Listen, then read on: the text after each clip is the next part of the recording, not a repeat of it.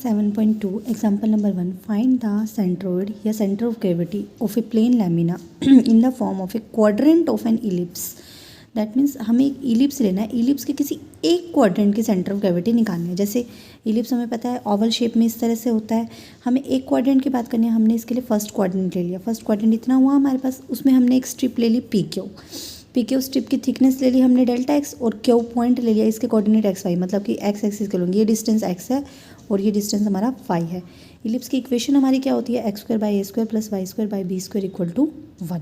अब ध्यान से देखो, हम स्ट्रिप पे काम करेंगे। स्ट्रिप हमने ले ली तो हमारे पास स्ट्रिप की थिकनेस तो होगी डेल्टा एक्स, और हमारे पास स्ट्रिप की लेंथ देखो वाई एक्सिस के लॉन्ग स्ट्रिप है ना, स्ट्रिप की लेंथ हो गई एक्स और थिकनेस हमने ले ली डेल्टा एक्स, तो एरिया हो जाएगा वाई इंटू में delta x. Clear, y into delta x. अब हम इस वाई की वैल्यू फाइंड आउट कर सकते हैं ना। देखो हमारे पास इक्वेशन है x square by a square plus y square by b square equal to 1, तो हम यहाँ से वाई स्क्वायर निकाल सकते हैं ना। तो देखो हमने फाइंड आउट करेंगे वाई स्क्वायर, यहाँ से देखो x square by a square plus y square by b square equal to 1 है। Y square by b square को इधर ही रहने दिया, x square by a square को इधर ले गए माइनस में, तो यहाँ से वाई स्क्वायर बी स्क्वायर को भी उधर ले जाओ, यहाँ 1 बाई बी स्क्वायर यहाँ जाके बी स्क्वायर हो जाएगा, इधर एलसीएम लिया ए स्क्वायर एलसीएम आ गया, a square minus x square, तो वाई स्क्वायर आ गया b square by a square into a square minus x square. दोनों तरफ अंडर रूट कर दिया स्क्वायर हटाने के लिए। देखो बी स्क्वायर का under root b, a square का अंडर रूट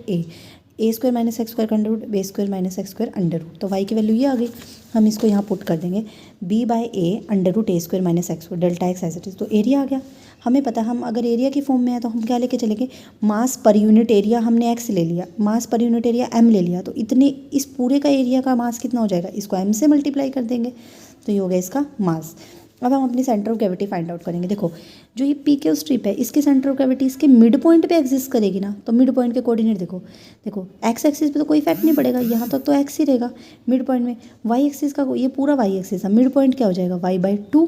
तो हमारे पास सेंटर ऑफ ग्रेविटी हो गई स्ट्रिप की एक्स और वाई बाई 2। तो देखो जब हम एक्स एक्सिस के लॉन्ग लेंगे तो फॉर्मूला क्या होता है, एक्स डी एम बाई में एक्स डी एम, यही होता है। अगर वाई एक्सिस के लॉन्ग लेंगे तो वाई एक्सिस वाला डिस्टेंस, यहाँ वाई एक्सिस वाला डिस्टेंस कितना है वाई बाई 2, तो y by 2 into d m by में डी एम।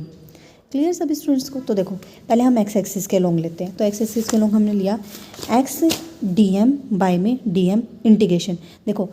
एक्स एक्सिस के लॉन्ग हम ले रहे हैं तो एक्स एक्सिस के लॉन्ग लिमिट क्या है ए स्क्वायर, ए है ना, एक्स एक्सिस का डिस्टेंस ए तक जा रहा है, इनिशियल पॉइंट 0 से स्टार्ट होकर ए तक जा रहा है, तो अगर हम एक्स एक्सिस के लॉन्ग लेते हैं तो हमारा होता है एक्स की लिमिट हो गई 0 टू ए, तो यहाँ से हमारे पास लिमिट आ गई 0 टू ए। क्लियर है सबको, तो यहाँ से हमने ले ली 0 टू ए, इंटू में क्या होता है एक्स की जगह तो हमारा एक्स ही है इंटू डी एम, तो देखो एक्स डी एम की वैल्यू हमारी ये निकली थी ना b by a under root a square minus x square into m into d x, limit 0 to है, नीचे होता है d m b by a under root a square minus x square m d x. Clear, अब solve करो। देखो हमारा x axis के long integration है, तो देखो बी बाई ए कॉन्स्टेंट ये बाहर आ जाएगा, एम बाहर आ जाएगा, सिर्फ एक्स एक्सिस के जो एक्स की टर्म में इक्वेशंस होंगी वो रह जाएंगी ना अंदर, b by a by m ऊपर से भी नीचे बाहर आ गया, नीचे से भी बी बाई और एम बाहर आ गया, सिर्फ ये रह जाएंगे। क्लियर, तो देखो ये तो कैंसिल हो गया, ऊपर बच गया 0 to a x into under root a square minus x square d x, और नीचे बच गया 0 to a under root a square minus x square. आपको इंटीग्रेशन करना आता ही है, x under root a square minus x square का मैंने उस दिन आर्टिकल में करवाया था, a square minus x square को टी लेट कर लेना, तो यहाँ से इसका इंटीग्रेशन सोल्व करोगे तो ये आ जाएगा, इसके इंटीग्रेशन की वैल्यू एज इट इज़ होती है हमारे पास, तो यहाँ से हमारे पास एक्स की वैल्यू आ गई। सेम हम वाई एक्सिस के लॉन्ग करोगे तो वही फॉर्मूला क्या होता है वाई एक्सिस के along, y d m by d m ये हो जाएगा। तो देखो वाई की जगह हमारे पास तो क्या है वाई बाई 2 है ना, तो वाई बाई 2 डी एम की वैल्यू क्या थी b by a under root a square minus x square into d m into d x, d m हमारा ये था ना डी एक्स, क्योंकि यहाँ तो डी एक्स आ गया अब हमारे पास, डी एम की वैल्यू यही थी ना, तो ये तो डी एक्स आया, मतलब एक्स एक्सिस के लॉन्ग ही रहा इंटीग्रेशन, तो लिमिट एक्स एक्सिस के लॉन्ग तो 0 टू ए ही है। अपॉन में क्या होता है डी एम की वैल्यू क्या थी b by a under root a square minus x square m d x, तो यहाँ से देखो कांस्टेंट वाली टर्म बाहर हो जाएगी, बाकी सारी निकल जाएगी। देखो बी बाई ए कॉन्स्टेंट है, बी बाई ए कॉन्स्टेंट है, ये कट जाएगा, एम कॉन्स्टेंट है, एम कॉन्स्टेंट कट जाएगा, सिर्फ इंटीग्रेशन ऊपर तो y by 2 under root a square minus x square रह जाएगा, और नीचे under root a square minus x square ये रह जाएगा, सिर्फ हमारे पास इतना रह जाएगा, और 1/2 रह जाएगा, यही रह जाएगा ना, क्योंकि b by a into m तो हमने बाहर निकाले थे वो तो कट गए, ये बच गया सिर्फ half 0 to a under y under root a square minus x square. तो देखो और वाई की वैल्यू अभी भी मैंने आपको निकलवाई थी, क्या आई थी b by a under root a square minus x square, put कर दो वाई की जगह b by a under root a square minus x square under root a square minus x square d x under root a square minus x square d x. तो देखो half. अब यहाँ से भी बी बाई ए दोबारा बाहर, under root a square minus x square, under root a square minus x square minus x square हो गया,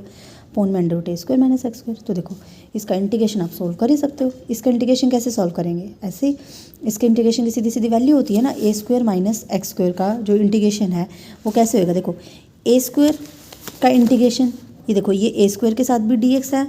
और यहाँ पे एक्स स्क्वायर के साथ भी डी एक्स है। ए स्क्वायर डी एक्स का, ए स्क्वायर तो एज इट इज़ है, डी एक्स का क्या हो जाएगा इंटीग्रेशन एक्स, एक्स स्क्वायर का x cube by 3, limit put कर देना 0 to a। तो यहाँ से हम इंटीग्रेशन की वैल्यू लिमिट निकालेंगे और under root a square minus x square का आपको पता है ये सीधा फॉर्मूला होता है इंटीग्रेशन का। तो यहाँ से हमने इसके centre of gravity find out करना। सभी स्टूडेंट्स इस क्वेश्चन को जैसे मैंने वीडियो में करवाया है बिल्कुल ओपन करके आपको सारा कुछ दिखाया है, बुक में सारा डायरेक्टली किया हुआ है, मैंने आपको बिल्कुल अच्छे से ओपन करके करवाया है, तो ध्यान से करेंगे इस एग्जाम्पल को।